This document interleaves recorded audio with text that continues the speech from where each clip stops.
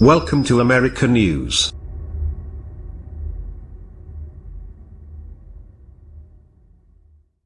If you've eaten out in the past couple of decades, chances are a restaurateur named Danny Meyer has had a big impact on how your meal went. Since he opened his first restaurant in 1985, the innovations in food, service and hospitality he's pioneered have been so widely copied they've changed the way America dines out.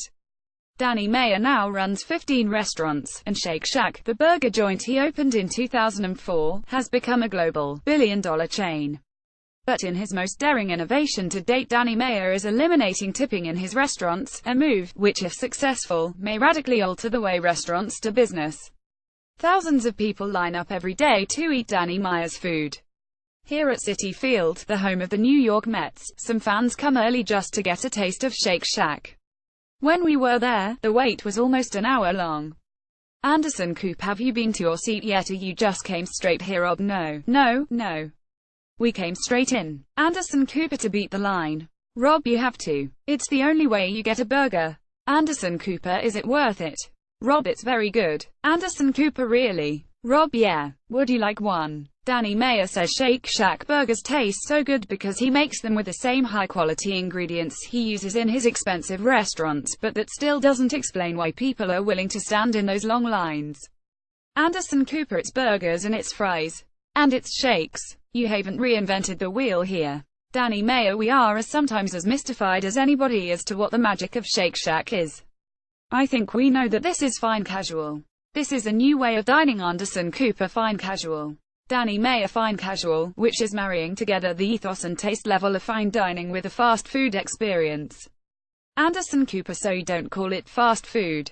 Danny Meyer, when did you ever go to Shake Shack and find the experience to be fast? We went with Danny Meyer to New York City, Madison Square Park, where he created the first Shake Shack in 2004. Anderson Cooper, the reason I haven't had a burger before from Shake Shack is because of the line. Danny Meyer, instead of simply asking yourself, is the burger so good that you would choose to wait in line? I think the question is, what else are they getting out of the experience? And I think what fast food hijacked was the notion that people actually want to be with people.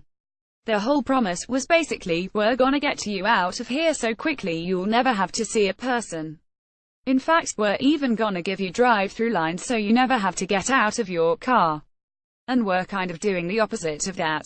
Anderson Cooper, I'm gonna get a cheeseburger, a Shack burger. Cashier, Shack burger. Danny Meyer, Shack burger. Anderson Cooper, Shack burger, sorry. And a coffee, milkshake and fries. Anderson Cooper, there's something about the combination of the bun and the burger. Danny Meyer, so if you think about it, a hamburger is basically two things. It's the bun and the meat. And what's great about this bun is that it doesn't fight you as you're eating it. It absorbs juices. Anderson Cooper, it doesn't fight you. Danny Meyer, it doesn't fight your teeth. I think it's a mistake if the bun is too big and too hard. His attention to detail has made Meyer a leader in fast casual dining, or what he calls fine casual. Although not the largest, it is the fastest growing sector of the restaurant business. Meyer believes many consumers want good food delivered in less time and at less cost than at a full-service restaurant. Danny Meyer, and I think what fine casual is doing is, if you're willing to give up waiters and waitresses and bartenders and reservations and tablecloths and flowers, we're gonna give you about 80% of the quality that you would have gotten in a fine dining restaurant. We're gonna save you about 80% of the money you'd spend in a fine dining restaurant. And we're gonna save you about 60% of the time. Fine dining is how Meyer started in the restaurant business more than 30 years ago. He opened his first restaurant, Union Square Cafe, in 1985 in what was then a seedy neighborhood in Lower Manhattan. Back then, people dined out less frequently, and expensive restaurants were often formal and intimidating. Danny Meyer had a different vision. Danny Meyer, I said, let's create a restaurant where you can feel great if you're dining alone. So we created a bar for dining at a time when you never got 3-star food at a bar in New York City. That was the domain of coffee shops. I wanted to go to a restaurant where I could drink great wines by the glass, so I was just looking to break as many rules as I possibly could. But ultimately to create a restaurant that at the age of 27 would have been my favorite restaurant, if only it had existed. Meyer has been fascinated with food since he was a child. He grew up in St. Louis, the son of an entrepreneur and an art gallery owner who loved entertaining and cooking.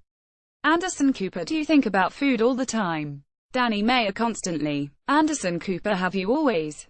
Danny Meyer, I think I have, for whatever reason, since I was a little kid. I'd go to the St. Louis Cardinal baseball games and I was the guy that would get the whole hot dog, like everybody did. But it'd go to the relish station and it'd put a little ketchup on this bite, a little mustard on this bite, a little onion here, a little pickle relish here to see which I liked better. Anderson Cooper, I don't know how to ask this, but, I mean, were you a chubby kid, if you were eating all the time? Danny Meyer, I actually was a chubby kid by the time I got to be 12 years old, 12, 13, 14. And that's kind of how I always felt thereafter. And so it gives me great pleasure that today I can kind of eat as much as I want cause I know how to exercise. And I know how to balance it out. But it also probably put me in a position where I love seeing other people eat. Today, Meyer's company, Union Square Hospitality Group, oversees 15 different restaurants, all but one in New York. They operate upscale eateries, casual bistros, a cocktail lounge, and a neighborhood bakery. What they all have in common is Danny Meyer's philosophy of hospitality, which he pioneered but has since become a standard for the industry.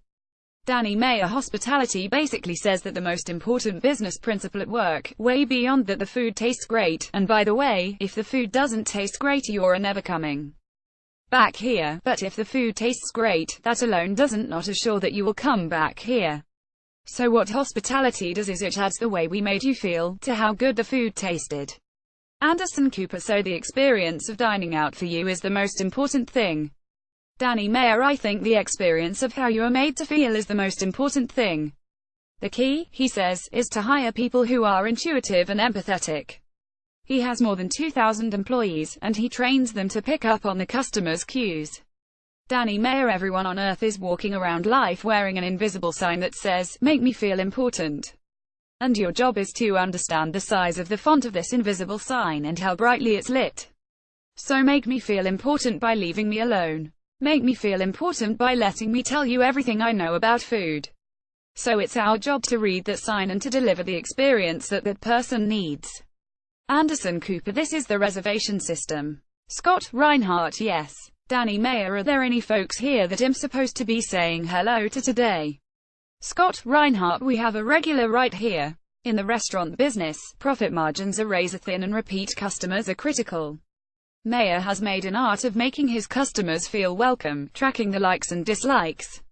Anderson Cooper, I've also heard you say that you always identify the boss at the table. WHIDIDNT, realize there was a boss at each table. But how do you do that, Danny Meyer? Well, there's no question in my mind that at every single table there's somebody who's got the biggest agenda. If it's two people doing business, there's someone who's trying to sell something to somebody else.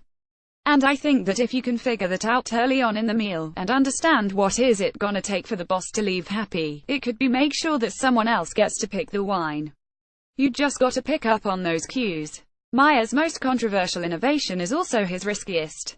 He is trying to eliminate tipping to combat pay inequities between servers, whose tips have gone up as menu prices have increased, and those who work in the kitchen, who under most state laws can't share in gratuities.